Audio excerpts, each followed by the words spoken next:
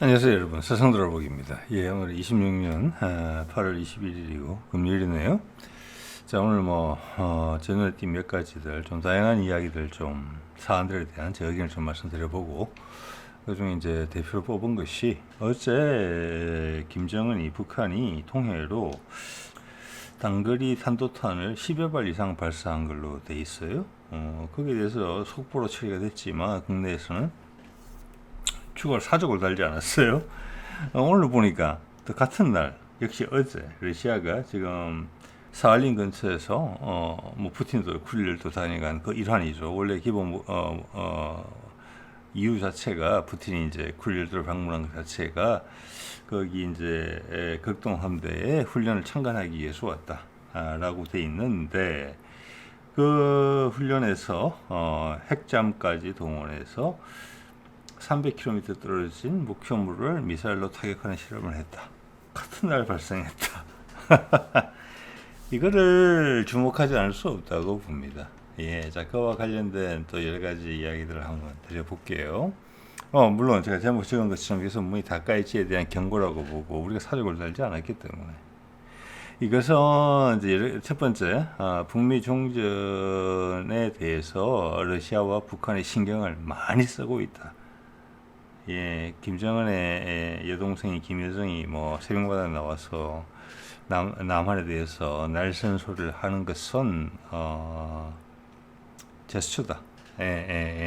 이게 핵심이다. 예, 그래 볼 수 있는 것이고, 러시아도 물론 아주 신중하게 생각하고 있고, 우리 대중들은 모르지만 일본이 지금 북미 관계 개선에 대해서 이게 되면 우리는 죽는다, 이런 입장을 가지고 있다. 어차피 내리막을 걷고 있는 형국이기 때문에 여러 가지 미친 짓을 할 수 있다라는 것을 보여주는 것이고, 우리 또한 대외적으로 언론의 보도를 탈 만큼의 어떤 행동은 보이지 않지만 실제적으로 상당히 신경을 쓰고 있을 것이다. 압박을 줘가면서 미국도 마찬가지다. 이런 걸 느낄 수 있어요. 자, 이것은 이제 된다는 거죠. 예. 자, 이런 거가 큰 메시지다, 이런 게 이제 느껴지고요. 자, 저걸 왜 언론이 다루지 않을까? 그러니까 지금 북한 같은 경우는 한 2주 전부터 쏘기 시작했죠. 예, 8월 한 10일 정도 쏜 거 시작한 것 같은데, 횟수로 치면은 세 번째예요. 세 번째. 그동안 세 번의 미사일을 단기간에 이렇게 발사한 적은 최근에 들어서는 아주 드문 일이에요. 특히 이제 북한에 대해서 우리가 북미 종전의 대화에 나서자라고 이재명이 제안한 시점에서 벌어진 일들이거든요. 거기에 대해서 우리가 무슨 사족을 달지 않아요. 우리 언론에서 의견을 내지 않아요. 의견을 안 낼 만한 일입니까, 이게? 그래서 제가 부족하지만 의견을 내봤습니다. 이게 이런 것 같아요. 제가 오늘 이제 우연히 봤거든요. 이게 보면 이제 오늘 나온 뉴스일 거예요, 아마. 버들치라는 민물고기가 있는데, 이것이 상당히 인기가 있다. 맛이 좋고. 그래서 양식에 성공해서 값이 많이 내려갈 것 같다. 그렇겠네. 이런 생각을 이제 하고 쭉 보는데, 내용 중에 이게 안동 MBC거든요. 내용 중에 이런 게 나와요. 경남에서는 중택이라고 한다, 버들치를. 그러니까 생각이 들었어요. 저는 버들치라는 이름을 처음 들어봤거든요. 옛날에 들어봤습니다만은 제가 어릴 때 이 거창 개울가에서 물고기 잡던 시절에 만날 수 없던 이름이에요. 근데 이게 중택이다. 안동에서는 중택이라고 부른다. 감이 왔어요. 중태를 말하는구나. 예. 중태 많이 잡았죠. 피레미 잡다가 보면 중태가 많이 잡혀요. 피레미보다는 작아요. 우리는 중태 안 먹었어요. 버렸거든요, 그냥. 그리고 여기 보면은 돌고기라는 표준말이 있어요. 이게 다 표준말이에요. 돌고기 무엇이 도대체? 이거 보니까 안동에서는 댕밀이라 그런다 하더라고. 이 보도에서 나온 건 아니에요. 제가 과거에 좀 취합했던 거예요. 지난 1, 2주간에. 댕밀이? 그러니까 또 알겠는 거예요. 댕밀이. 우리는 띵밀이라고 그랬지. 요거도 중태하고 좀 비슷한 크기로 약간 가슴 옆으로 이렇게 까만 줄이 있는 고기거든요. 이것도 잘 안 먹었어요. 작고 왠지 먹어서는 안 될 것 같다. 화려하니까. 그 다음 땅바닥에 딱 붙어있는 물고기가 있어요. 보호색을 가지고 사람이 가까이 가도 안 움직여요. 보호색으로 버티는 물고기가 있거든요. 그래서 손으로 잡기가 좋아요. 동살이라고 그러더라고요. 표준말로. 이게 또 무슨 고기냐 봤더니 이게 어릴 때 저희가 부를 때는 망태라고 부르던 고기. 망태, 중태. 자, 이런 걸 보면은 갑자기 우리나라의 민물이 갑자기 되게 친숙하게 느껴지거든요.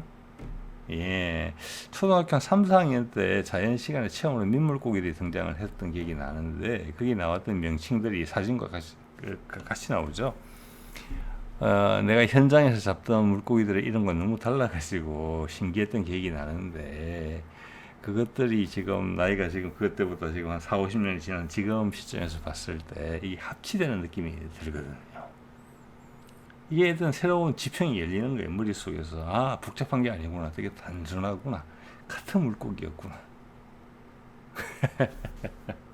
그러면은 나의 어떤 기억이 전체의 기억의 한 부분으로서 바로 편입이 되면서 다채로워지죠.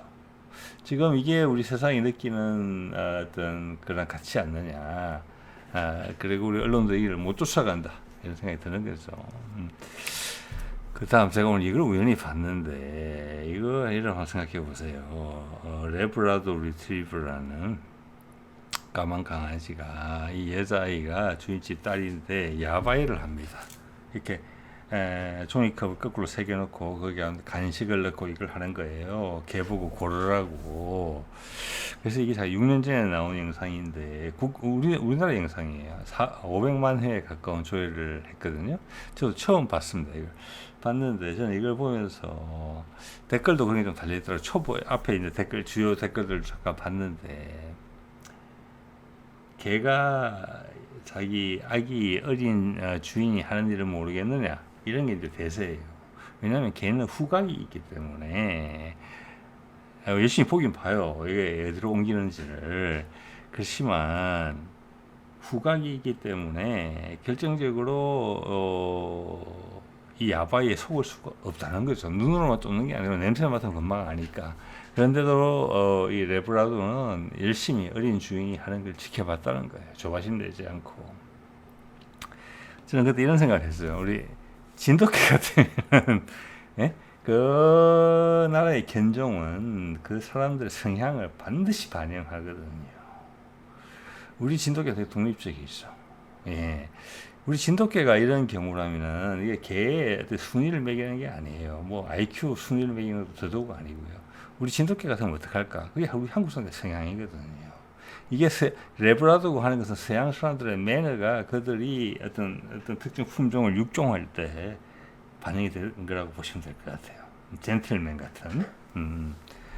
우리나라 진돗개 같으면 어떡하겠습니까? 이미 사라지고 없어요. 제가 봤을 때 이미 초장부터 없어졌어요. 이 뻔한 걸 왜 해? 난 재미없어. 날 둥다시 부르지 마. 회피하고 저 멀리 딴 데가 있을 거예요. 아기 주인이 쫓아오면 계속 도망다닐 거예요. 네. 지켜줄 때는 확실하게 지켜주겠지만 그게 우리나라 사람들의 성향이에요. 예. 그런 걸 감안해서 그런 생각을 좀 했습니다. 이거 보면서. 그래서 세상의 어떤 중대한 고비점에서 우리가 나타내는 성향, 그런 게 분명히 있습니다. 우리는 나설 때는 확실하게 나서요. 뻔한 거는 재미없어요, 대신에. 예. 조바심이 많죠. 이게 우리의 그 빨리빨리 그 문화랑 상관이 있다고 봐야 돼요. 진돗개도 빨리빨리예요. 또 하나가 이런 게 있어요. 이게 이제 그 포레스라 이러면 다 아시잖아요. 그 지저스 말라든가. 예. 이게 이제 프랑스 노래인데 되게 슬픈 노래거든요. 이걸 부르는데 지금 이게 이제 영국 쪽에 리액트인 것 같은데 반응이 이렇게 나온단 말이에요. 이 사람들의 보이스톤은 확실히 다른데도 조화롭게 잘 어울린다. 제가 이 말씀을 드리고 싶은 이유가 좀 진돗개의 성향에 대해서 말씀을 드렸잖아요. 이런 노래 그룹에 대해서 외국에서 평가하는 걸 들어보면은 우리 사람의 성향을 알 수가 있어요. 왜냐하면은 제가 80년대, 90년대까지만 해도 그런 얘기 많이 들었어요. 우리가 일본 사람들하고 1대1로 겨루면은 지지 않는다. 그런데 여럿이 모이면은 힘을 합쳐서 하면 항상 진다. 그게 어떻게 보면 우리를 스스로 비하하는 내용 중에 하나예요. 단결이 잘 안 된다는 이야기예요. 지금 돌이켜보면 거짓말이고 누군가 퍼뜨리는 이야기예요. 그렇게 단결이 잘 안 됐으면은 우리 민족이 고조선 이래 여러 가지 역경을 거쳤지만 지금의 이 기회를 기다리고 만들어내지 못했을 거예요. 아까 그 진돗개처럼 그렇게 조바심이 많음에도 불구하고 그게 우리 전체 문화의 특징을 나타내는 거고 그게 되게 다이내믹하다. 기본적으로는 화날 때는 화내고 기쁠 때는 기쁘고 술 먹을 때 술 먹고 놀 때는 놀지만 고독할 때는 또 엄청 고독하지만 전 세계 어디보다도 단위 인구당 밀도를 봤을 때 자연인이 많은 혼자 지내는 사람이 많은 나라가 우리나라예요. 혼자 지낸다고 여러분 슬퍼하지 마십시오. 여러분 선택을 하신 거예요. 그렇지만 마음을 먹고 조화를 이루면 상대방에 대한 배려도 엄청나다. 자, 이런 거 보면 우리는 리더가 그렇게 돋보이지 않거든요. 분명히 리더는 필요해요. 포리슬라 리더 있죠. 하여튼 조민균과 그렇죠. 그렇지만 각자가 다 도드라지고 다 각자 개성이 있습니다. 마찬가지로 BTS도 그래요. 리더가 RM이지만 그가 혼자 돋보이는 거 아니에요. 다들 살아있어요. 그래서 우리나라의 그룹들이 다 그래요. 그게 현재 세상에 맞다. 옛날 서구의 그룹들은 옛날 비틀즈를 봐도 그렇잖아요. 리더와 그렇지 않은 사람들은 현격한 분위기가 있고 분위기 차이가 있고 미디어의 조명도 완전히 달라요. 근데 우리나라는 그런 게 필요 없어요. 리더는 필요해요. 우리는 원래 되게 음양으로 가르자면 음적인 시선을 많이 갖고 있는 곳이에요. 그리고 그런 걸로 무시당하는 엄청 싫어해요. 내가 리더가 아니라는 이유로. 너는 지금 리더의 상황이기 때문에 리더가 된 거지 영원한 인생의 리더, 우주의 리더는 아니지 않느냐. 이게 우리의 생각이에요. 그게 우리의 민초와 우리와 결이 달랐던 해방 이후에 일제시대가 청산되지 않고 또 미국의 영향권 내에 그 교집합에 의해서 리더십이 형성되고 거기서도 우리 민초는 전혀 달랐어요. 이런 게 이제 다 느껴지는 거예요. 우리 색깔들이 다 보인다는 거예요. 그리고 이제 여러분 생각해 보시기 바라요. 이런 색깔들이 변화된 세상에 맞는 것인가? 왜 세상이 추종을 하는가? 이거거든요. 이제 정보의 분포가 훨씬 더 평등해졌고, 그 정보의 양에 따라서 인식의 수준도 많이 평등해졌어요. 거기에 따른 새로운 것을 요구하는 거예요. 지금 서구의 정치체계나 문화체계는 그 수용할 만큼이 아니죠. 거기에 대해서 그렇기 때문에 한국 문화에 열광하는 거예요. 저는 그렇게 봅니다. 자, 뭐 이 정도의 말씀을 또 드리다가 연상이 났거든요. 우연히 이걸 띄웠더라고요. 누가 빅토르 초이라고 한국계 러시아인이죠. 이게 죽은 지 27년 된 것 같아요. 며칠 전에 한 것 같아요. 행사를. 그런데 이번에 러시아에는 BTS 투어 일정이 없어요. 8월 19일 행사를 했는데 아직도 루즈니키 스테디움에 모스크바에 있는 그 스테디움에서 했는데 8만 명이 운집했다. 꽉 찼다는 거잖아요. 예.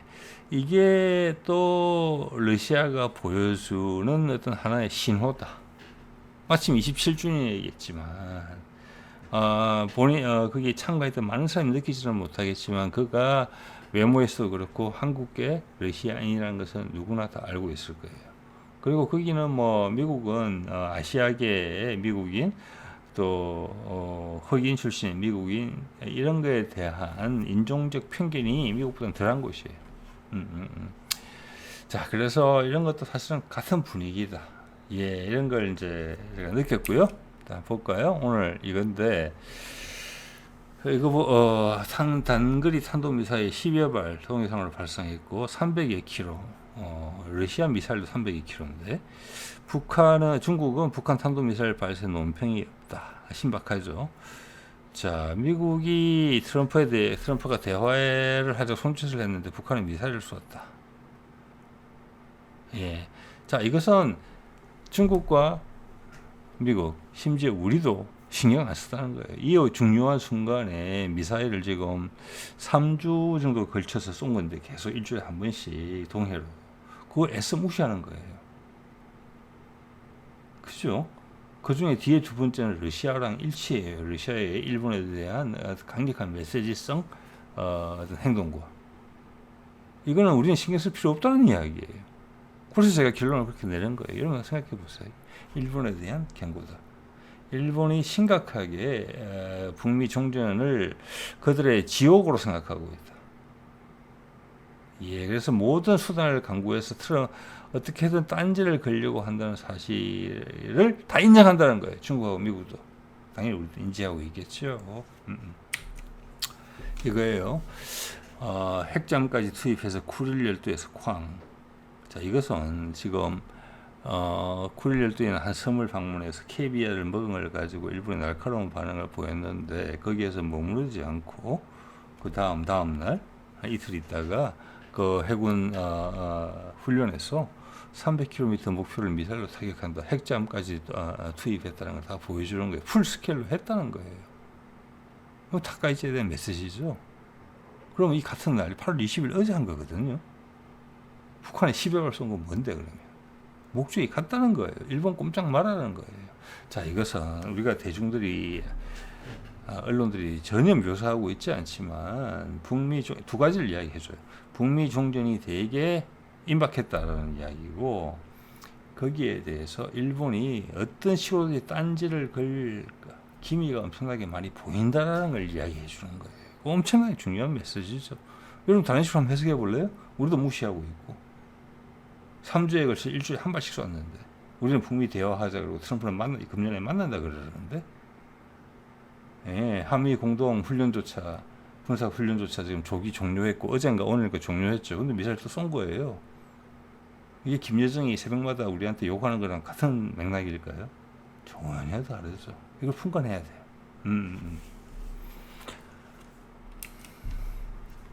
아마 이런 이야기 하고 있죠.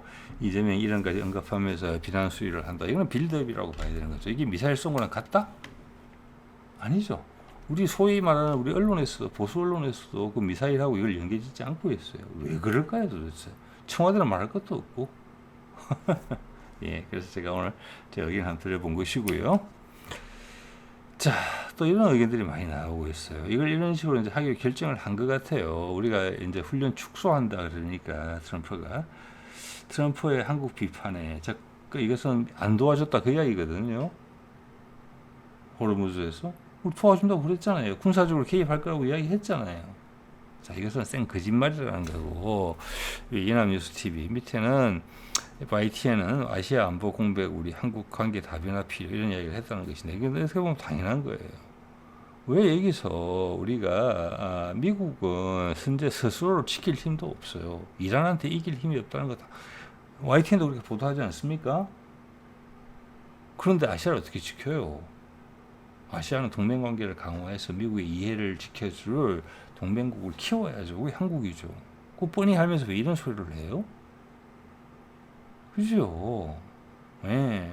자, 그러면 저 같으면은 제가 YTN이 이렇게 마음먹고 이런 이상한 소리를 한다 그러면은 북한이 지난 3주간 미사일 계속 발사하고 러시아까지 지금 긴장 고조를 엄청나게 하고 있는데 푸틴이 직접 방문까지 하면서 일본을 구석으로 몰아넣고 있는데 이들의 기준에 따르자면 우리도 그게 되게 위기의식을 느껴야 되는 거잖아요. 그런 얘기 또 안 해요. 자, 이거는 그냥 낚시. 예. 조회수를 위한 낚시예요. 예. 그래도 이건 아니라는 안다는 거예요. 근데 밥은 먹어야 되겠다는 거죠. 자, 8월 달에 북극항로 시범 취항이 이루어진다라고 듣고 있었고 이게 이미 된 거 아니냐 이런 생각을 하고 있었는데 오늘 이제 부산 쪽에서 보도 나온 걸 보니까 모레 시작이 한다고 해요.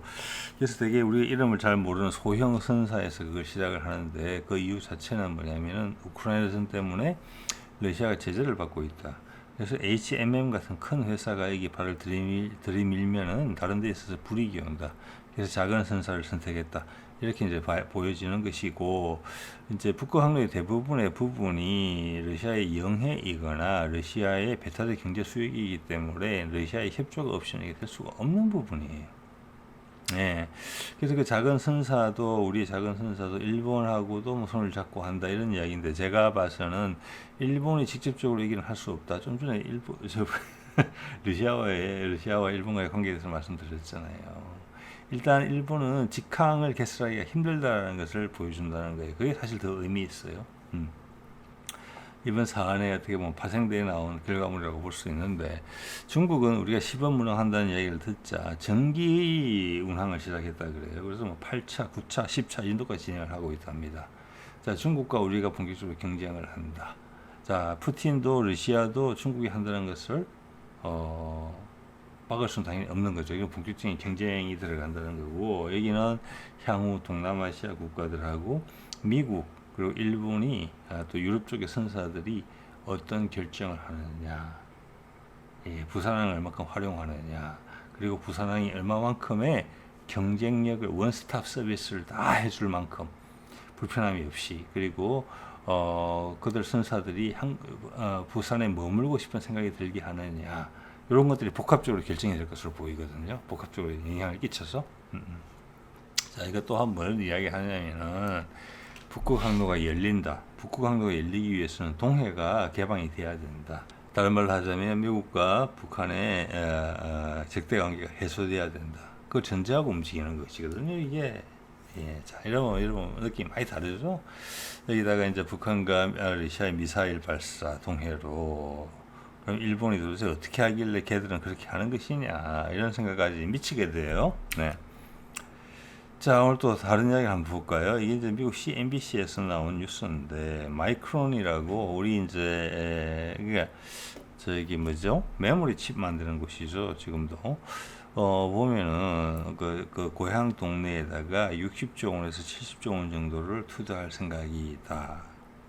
이런 이야기인데, 이게 이 기사를 뽑은 이유는 뭐냐면은 엄청난 거대한 돈이 투자가 되기 때문에 붐이 일어날 수 있다라는 것을 부추기는 그런 기사예요.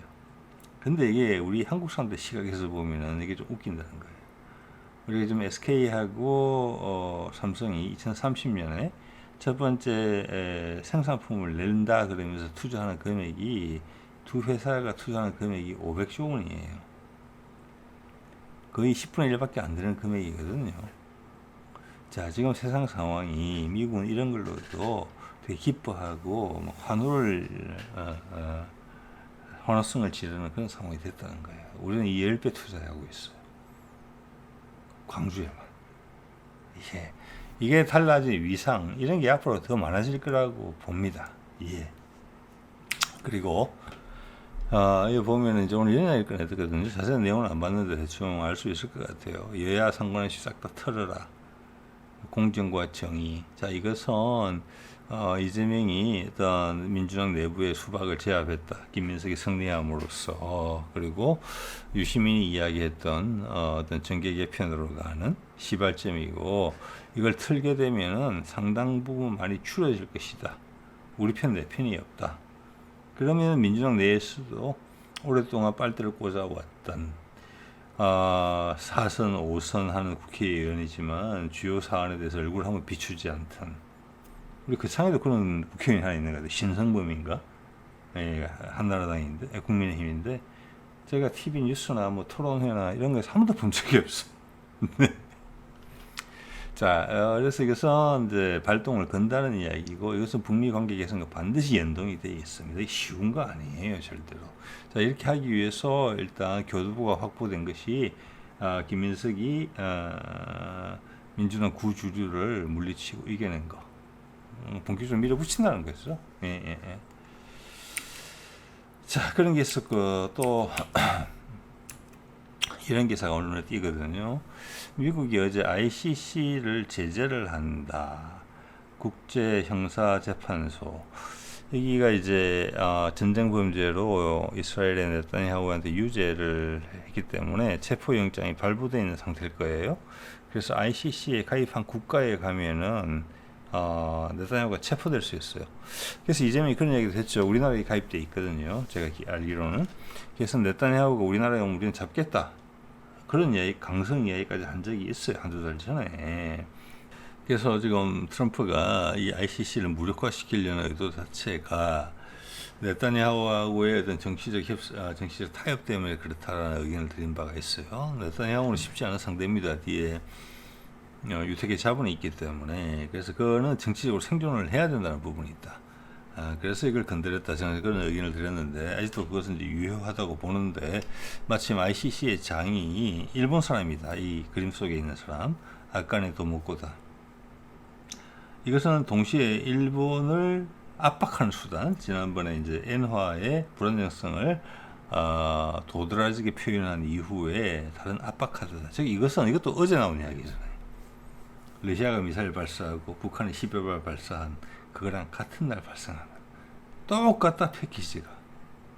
예, 그만큼 일본을 경계하고 있다. 이걸 느낄 수가 있어요. 여러분 생각해 보시기 바랍니다. 저는 그런 느낌이 좀 강하게 느껴지네요. 네. 자, 이런 것도 한번 볼까요? 제 눈에 띄었는데 이걸 제가 눈에 띄는 이유는 뒤에 사슴뿔, 술록불이겠죠.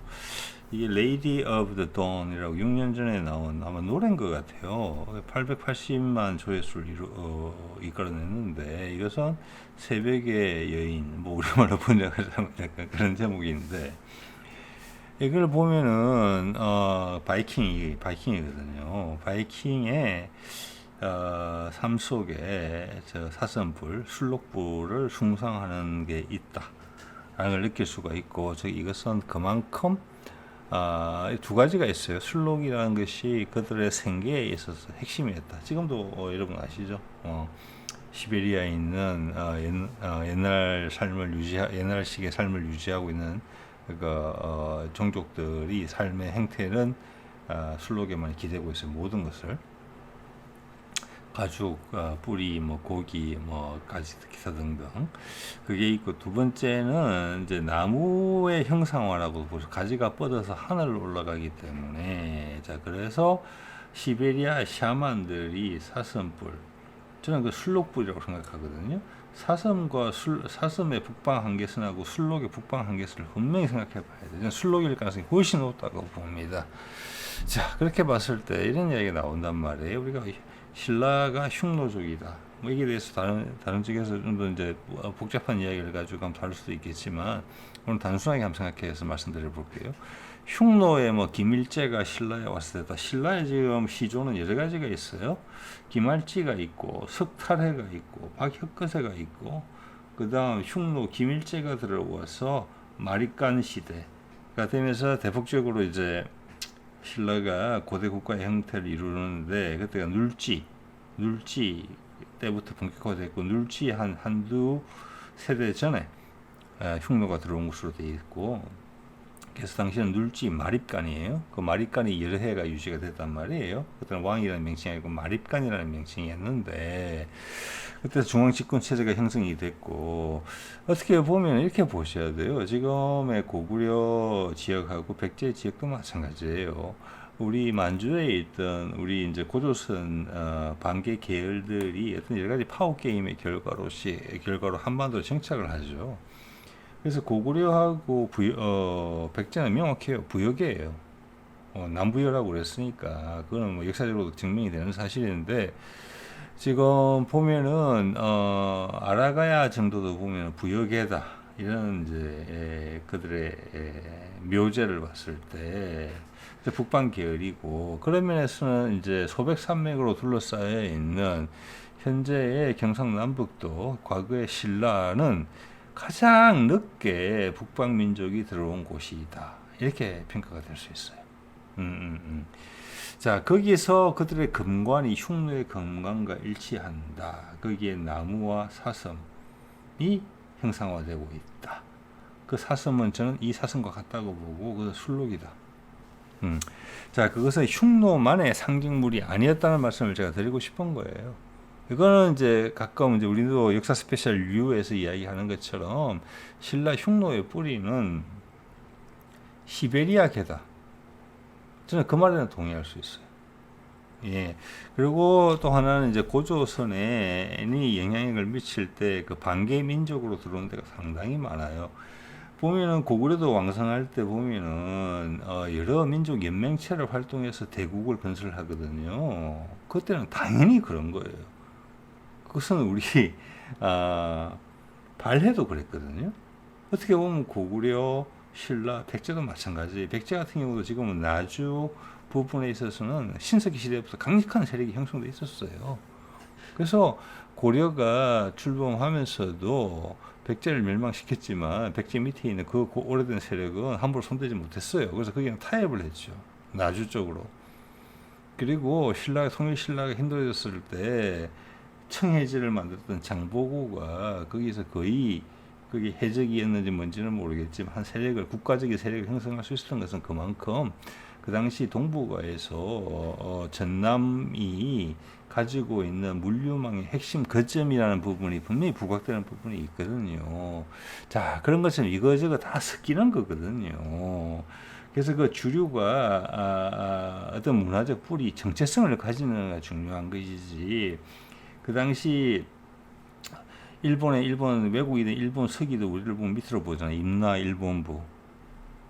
예, 우리는 고구려가 그 당시 세계 최대 강국이었던 당나라랑 맞섰는데, 그러면 그게 버금가는 강국이었다는 거잖아요. 당나라가 겨우겨우 이긴 거잖아요. 신라를 이용해서. 그러면 고구려가 그 정도 급의 나라였는데, 분명히 그들의 문화적 뿌리는 중국과는 달랐다. 그들은 부여에서 왔고, 부여는 만주에 있었던 여러 유목민들, 거기서 훈족도 나오고 몽골족도 나오고 만주족도 나오고 뭐 말갈족도 나오고 다 나왔지만, 그 중에서 최고로 세련된 문화를 이루고 있었고 고조선의 직계로 자부했다. 그래서 고구려까지 내려왔을 때 고토 회복을 위해서 현재 베이징 부분까지 갔다. 그때 유주잖아요. 그 유주자사의 무덤이 진짜 고구려에 있는데 그걸로만 논란이 있는 것 같은데, 그거는 고구려를 한반도에 국한시켰기 때문에 나온 이야기예요. 유주자사를 우리가 파견할 수 있잖아요. 고구려가 그걸 점령했으면. 현재 베이징 부분이고, 거기는 바레만 안쪽이기 때문에 백제가 소순호가 고구려에서 갈라져 나와서 그들의 아들을 데리고 한강 하류로 오기 전에 머물렀던 곳이 그 지역이에요. 원래 거기는 우리가 고토예요. 그래서 고조선의 마지막 왕검성도 바레만으로 비정되는 거잖아요. 산둥반도까지 쭉 이하로 해안선을 우리가 가지고 있었어요. 그렇게 보셔야 되는 게 맞아요. 현재 묘제들 청동금 발견되는 그런 걸 봤을 때, 자, 그런 것들 때 어떤 문화적인 근원이 뭔가에 대한 부분을 생각해야 돼요. 자, 우리 당군 족속이 와가지고 우리 곰족과 맺은 거잖아요. 곰을 숭상하던 거. 그게 여러 숭상 문화가 있어요. 그게 시베리아, 그 곰족의 문화는 시베리아의 원류 문화가 외부에서 들어오는 당군족과 문화와 만난 거란 말이에요. 그죠? 그게 여러 상황에 따라서 이합집산을 거듭하던 여러 가지 세력들이 있었단 말이에요. 그 전까지 그 흉노의 이름도 훈족이란 말이에요. 그게 밀려가지고 조기 유럽을 치를 떨게 만들었잖아요. 그들은 스스로 훈이라고 그랬어요. 훈. 우리 한민족이라고 그러잖아요. 중국은 한족이라고 그러고. 또 당나라 전에 그 중국 최초 통일했다고 일컬어지는 나라 이름이 한족이잖아요. 그때는 한이 유행어예요. 지금도 저 어릴 때 그런 소리 많이 들었습니다. 합천에 살 때 엄마한테 한길에 나가지 마라. 큰 길가에 나가지 마라. 도로로 나가지 마라. 그 뜻이 한길. 거창에도 넓은 들이 있습니다. 한들이 있어요. 함양에도 큰 들이 있습니다. 한들이 있어요. 진주에도 큰 들이 있어요. 한들이 있어요. 거창을 흐르는 강의 이름이 위천입니다. 수성대예요.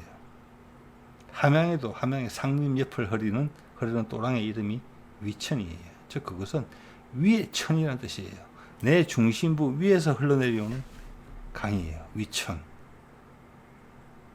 그 위천이 경상도 웅양 쪽에서 거창 웅양 쪽에서 흘러내려오는 황강. 현재 그게 합천 댐으로 흘러 들어가죠. 황강과 만나서 들어가거든요. 그 황강이 왜 황강이냐? 한들 옆에 황강이에요. 저는 이제 거의 확신합니다. 그것은 한 강이 큰 들 옆에 큰 강이에요. 그게 나중에 누를 황자로 차음이 돼서 황강이 됐다고 생각을 하거든요. 그래서 흉노는 훈족이었어요. 누구도 그걸 이야기하지 않더라고요. 그들이 훈이라고 그랬는데 왜 우리는 계속 흉노라고 불러요? 한나라를 구석까지 멸망의 직전까지 몰았던 훈족이 우리 신라하고 상관관계가 있다는 거예요. 그래서 저 멀리 유럽까지 가가지고 거기 있는 기념품을 우리한테 보낸 거잖아요. 그렇죠? 그리고 그들은 우리한테 문화적으로 일치했어요.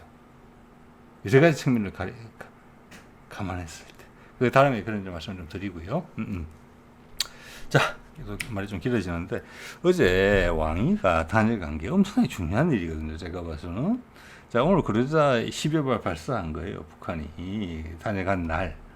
그럼 왕이하고 이재명의 만남을 해코지 하려고 그랬겠습니까? 러시아가 300km 떨어진 가상의 목표물을 미사일을 쏴서 폭파시킨 게 왕이하고 이재명이 만난 게 재수 없어서 그랬겠어요? 아니에요, 그죠? 이거 한번 그래서 어제 핵심이 도드라지지 않았다 보도에서 엄청나게 중요한 이야기를 했다. 왜 이때 트럼프가 갑자기 시진핑과의 9월 24일 만남을 부추기는 홍보하는 발언을 했다. 결정이 됐다는 거거든요. 시진핑이 북미 정전선언에 참여해서 박수치기로. 그게 제 추정이에요. 자, 이 중차대한 사안을 각국의 언론들이 어떻게 처리하는지 한번 보면은 답이 없어요. 그러면 실제 답은 뒤에 숨겨져 있다. 그게 그 실제적인 답에 대한 의견을 제가 말씀드린 거고요. 그다음에 아리랑 뉴스, 우리 뭐 국책 방송 같은 거라고 봐야 되겠죠. 여기 보면 내용이 이렇게 되어 있어요. 이건 어제 우리나라에서 주로 보도했던 내용하고 일치해요. 자, 중국과 한국 간의 안보실장이더라, 안보실장. 네. 그리고 안보실장의 핵심이겠죠. 외교부 장관하고의 어떤 전략적 소통을 계속 이어가자라고 말했다. 안보실장도 따로 만났거든요. 이게 안보실장의 핵심이에요, 사실은. 자, 그런 정도의 아리랑 뉴스에서는 이야기를 했고요.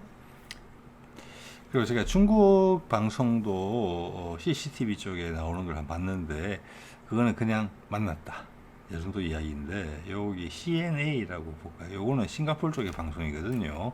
전혀 다른 이야기를 하고 있거든요. 뭐라고 하냐면은 왕이가 한국한테다가 강조했다는 거예요. 요구했다는 겁니다. 강하게. 중국과 와싱턴 사이에서 즉 중국과 미국 사이에서 편을 들지 마라, 이런 이야기를 했다고요. 제가 봐서 이런 이야기 했을 것 같지는 않아요. 전혀. 자, 이게 다 소설이거든요. 감추구나. 핵심은 트럼프의 반응을 봤을 때 날짜와 시진핑 참석 여부,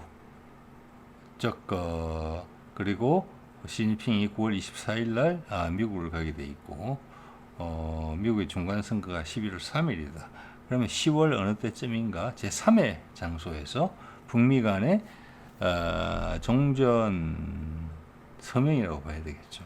이거 뭐 한국, 남한이 계속 북한과 계속 접촉을 하고 있기 때문에 이 상황에서 대통령이 직접 만난다? 여러분, 이란하고 협상을 하면서 트럼프가 이란의 최고 수장을 만나다 이야기 들어보신 적이 있으세요? 없죠. 이것은 대통령이 만난다는 것은 그 전에 다 된다는 것입니다. 그래서 지난번에 세 번이나 만나면서 마지막에서 베트남에서 틀어진 게 트럼프 일기 때 북한의 김정은과, 그것이 엄청나게 이례적인 거예요. 그래서 이번에 만난다는 것은 더더욱 왕이가 하고 이재명이 나눴을 이야기를 짐작하건데, 시진핑까지 오는데 협상을 하려고 트럼프하고 김정은하고 협상하기 위해서 협상하는데 시진핑이 올 리는 없는 거잖아요. 지금 분위기 봐서는 푸틴도 오겠죠. 그냥 결론을 낸다는 거예요. 그래야지 트럼프가 11월 3일 중간선거를 맞이하는 준비가 되지 않겠습니까? 예. 자, 그러면서 이 언론들 보도를 보면 우왕좌왕하고 있다 라는 말씀을 제가 드리고 싶은 거고, 서두에 말씀드린 버들치? 민물 요리의 왕자 버들치? 뭔가 뭐지?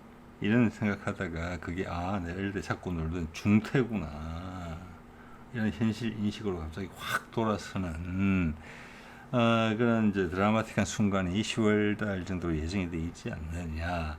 더더욱 어제 우리 국내 언론은, 그리고 우리 정부는 분석을 회피하고 있는 북한이 10여 발의 탄도탄을 통해로 발사한 거, 러시아가 300km 지역에 있는 푸틴이 쿠릴 열도를 방문한 것도 모자라서 실제적인 파괴를 보여준 거, 거기에 대해서 아무 말 안 하고 입 싹 닫고 있는 거, 중국도 아무 말 안 하는 거, 미국도 아무 말 안 하는 거, 그 뒤에는 그런 이유가 있다.